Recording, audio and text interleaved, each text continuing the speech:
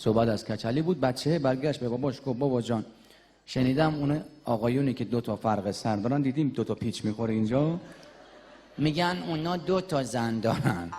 باباش گفت پسرم اینا همه خرافاته، گوش نده به این چیزا. گفت راست میگی بابا جان. باباش تاس بود.